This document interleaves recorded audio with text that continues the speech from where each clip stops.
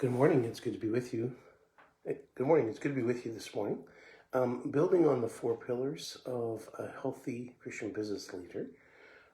Again, the pillars are healthy relationships, biblical financial values, biblical spirituality, and then balanced living. This week, our focus is on pillar number one, which is healthy relationships.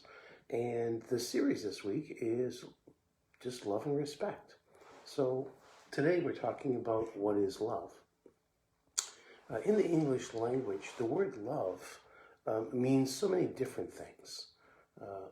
I can say I love that lasagna, or I love the Toronto Maple Leafs, or I love my job, or I love my brother, I love my wife, I love God. And in all of that, the word love means something different in every situation. Of course, if I love my job the same as I love my wife, then I'm in trouble.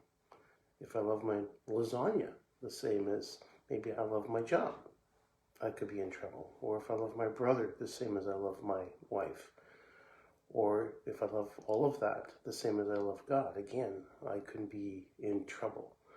In the New Testament, though, the word translated love, it comes from three different Greek words, and depending on the Greek word that is translated love, the meaning is going to be different. This is very clear in the particular passage in John chapter 21, verses 15 to 29. That's the conversation between Jesus and Peter. And it's a conversation where Jesus asks Peter 3 times, "Do you love me?" And Peter responds 3 times that, "Yes, I love you." And so this is kind of an interesting passage of scripture that we have where Jesus asked him. And a lot of people say, well, Jesus asked him 3 times because, Peter denied Jesus 3 times. And that could be true. It could be the reality that he's responding because, or he's asking Peter 3 times because Peter had denied him 3 times. And there is some aspect to that. But also what is significant in that passage is the fact that actually Jesus asked him with different words. The first time Jesus asked Peter, the first and second time actually, Jesus asked Peter was, "Are you fully committed to me? Do you love me with," it's called agape or agapeo love. And that kind of love is the kind of love that says, I'm fully devoted to you. I'm fully committed to you. And each time Peter responds by saying, "You know what? I love you like a brother. Phileo. I love you like a brother."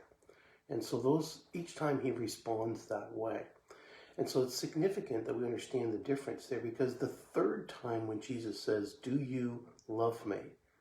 Jesus actually comes down to where Peter is, and he says, "Peter, do you phileo me? Do you love me like a brother?" And that's when we read that Peter gets grieved, and he says, "I love you like a brother." Peter was not prepared, and obviously because he had denied Jesus 3 times, to say, "I'm fully committed to you, but I am prepared to say, I love you like a brother." And so that is what that conversation there. And the word love in English doesn't do it justice until you understand the background behind it. And then there's a passage of scripture that the Apostle Paul wrote. And he wrote that in 1 Corinthians 13, verses 4 through 8, the beginning of verse 8. And it's dubbed the love chapter in the Bible. It's often used at weddings and stuff like that. And it's got 14 significant characteristics of love. And I just want to kind of run through that with you quickly this morning as we're talking about, what is love? Well, love is patient. And again, when you think of love, we often think about love in romantic relationships. And obviously, we need to have love in those romantic relationships. But we need love in every relationship that we have. And when we understand love as Paul describes it in 1 Corinthians 13, then I believe that we can recognize that it can be in every relationship that we have. and that we can really have that, and we ought to have that kind of love. So love is patient, and so are you patient with the people around you, at home, at work, in the community? Love is kind. Again, simply that question, am I kind? Love is not jealous. So somebody gets a promotion at work, and you may feel that you should have gotten that promotion, but are you jealous about that? And that's not love. But if so love is not jealous.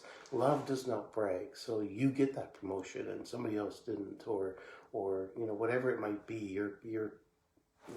And again, there's nothing wrong about saying, what, I've accomplished something, I've done something good, but this idea of being arrogant and bragging, which is the next one, love is not arrogant.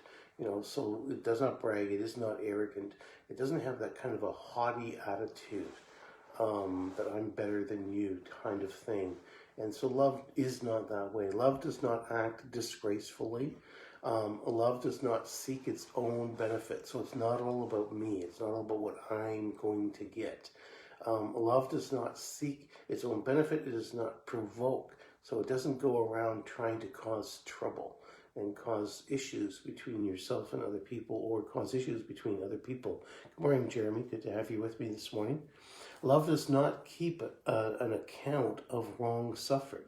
It's so easy for us as humans to remember when someone did something bad to us, but we very quickly forget when someone did something good for us. And what the Apostle Paul is saying is, when we're talking about love here, love does not do that. Love does not keep accounts of what people have done to us that were wrong. We forgive, right? We've talked about forgiveness before. Love does not rejoice in unrighteousness, but rejoices in the truth. If somebody gets into trouble at work, or something happens at home, and there's some untruth there that led to that, we don't rejoice in that. That doesn't bring us happiness. Love keeps every confidence. Someone comes to you, and they have an issue, and you're helping them. We don't go blabbing about that. We don't go telling everybody about what's going on. Love believes, all things. The first response when someone tells us something is to believe them, to trust them. Love believes all things, loves, hopes all things. You really look for the reality of what can happen here. And then finally, love endures all things. And let's face it, we all have times when there's stuff that happens that is just not acceptable, stuff that happens that is not fun, stuff that happens that is downright wrong. But love endures. Love says, you know what, I'll deal with this. I'll overcome this.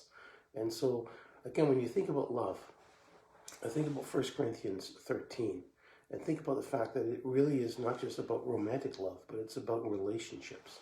And today, as you go about your day, why not look up 1 Corinthians 13, verses 4 through 8, and then put your name in everywhere where either love is stated or love is referred to.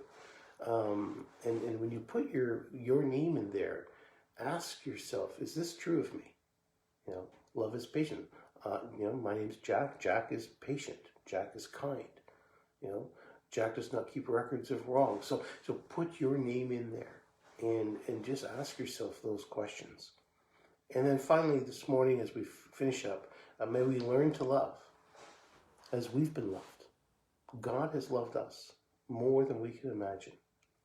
May we be maybe be someone who demonstrates that we've been loved by God by loving those around us. Have a great day, and may the Lord bless you.